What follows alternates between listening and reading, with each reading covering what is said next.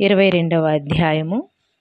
పురంజయుడు కార్తీక పౌర్ణమి వ్రతము చేయుట. అత్రి మహాముని అగస్త్యునికి ఇట్లు చెప్పదొడిగెను. పురంజయుడు వశిష్ఠుల వారు చెప్పిన ప్రకారము కార్తీక పౌర్ణమి రోజున శుచి అయి దేవాలయమునకు వెళ్ళి శ్రీమన్నారాయణుని షోడశోపచారములతో పూజించి శ్రీహరిని గానము చేసి సాష్టాంగ నమస్కారం చేసి సూర్యోదయము కాగానే నదికి పోయి స్నానమాచరించి తన గృహమునకేగెను. అట్టి సమయములో విష్ణు భక్తుడగు ఒక వృద్ధ బ్రాహ్మణుడు మెడనిండా తులసిమాలలు ధరించి పురంజయుని సమీపించి, రాజా, విచారింపకుము. నీవు వెంటనే చెల్లాచెదురయున్న నీ సైన్యమును కూడదీసుకొని యుద్ధ సన్నద్ధుడవై నీ శత్రురాజులతో పోరు సల్పుము. నీ రాజ్యము నీకు దక్కునని దీవించి అదృశ్యుడయ్యెను. ఇతడెవరో మహానుభావుని వలె ఉన్నాడు అని ఆ వృద్ధుని మాటలు నమ్మి యుద్ధ సన్నద్ధుడై శత్రురాజులతో ఘోరముగా పోరాడెను. దెబ్బతిని క్రోధముతో ఉన్న పురంజయుని సైన్యము దాటికి శత్రురాజ్యుల సైన్యము నిలవలేకపోయినది.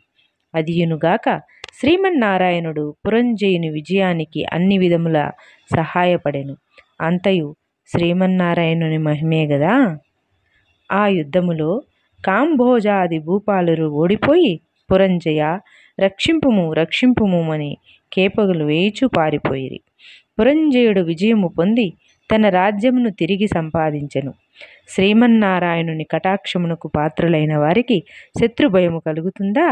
విషము త్రాగినను అమృతమే అగుతుంది. ప్రహ్లాదునకు తండ్రి విషాన్ని ఇవ్వగా శ్రీహరి అని ప్రార్థించి తాగగా అమృతమైనది గదా. శ్రీహరి కటాక్షము వలన సూర్యచంద్రులు ఉన్నంత వరకును ధ్రువుడు చిరంజీవియే గదా. హరినామ స్మరణ చేసిన వారికి శత్రువు మిత్రుడగును, అధర్మము ధర్మముగా మారును. దైవానుగ్రహము లేని వారికి ధర్మమే అధర్మమగును, త్రాడు పామై కరుచును.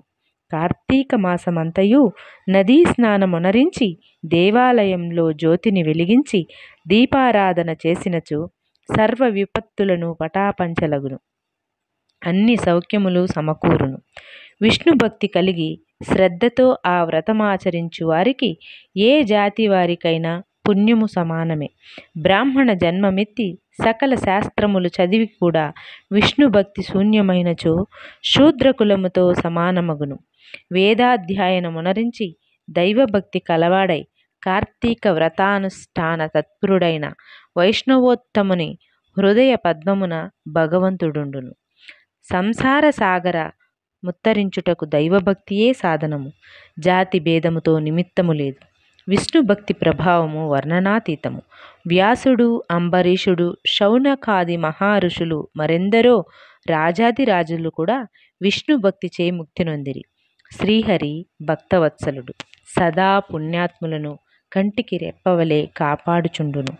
ఎవ్వరికైనను శక్తి లేని ఎడల వారు తమ ద్రవ్యమును వెచ్చించి అయినను మరి ఒకరి చేత దాన ధర్మములు వ్రతములు చేయించవచ్చును. శ్రీహరి భక్తులు అన్యోన్య సంబంధీకులు. అందువలన లోకపోషకుడు, భర్త రక్షకుడైన ఆది నారాయణుడు తన భక్తులకు సదా సంపదలనొసగి కాపాడుచుండును. శ్రీమన్నారాయణుడు సర్వాంతర్యామి, 1000 సూర్య భగవానుల తేజస్సు గలవాడు, నిరాకారుడు, నిర్వికల్పుడు, నిత్యానందుడు, నీరజాక్షుడు, 14 లోకములను తన కుక్షి ఎందుంచుకొని కాపాడుచున్న ఆదినారాయణుడు.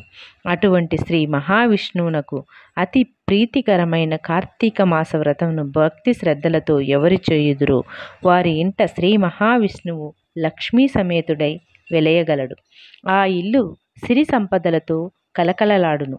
కార్తీక మాసములో శుచి అయి పురాణ పఠనము చేసినచో పితృదేవతలు సంతసించెదరు, వారి వంశమంతయు తరించును. ఇది ముమ్మాటికి నిజం. ఇట్లు స్కాంద పురాణాంతర్గత వశిష్ఠపోక్త కార్తీక మాసమందలి ద్వావిశాంశాధ్యాయము 22వ రోజు పారాయణం సమాప్తం.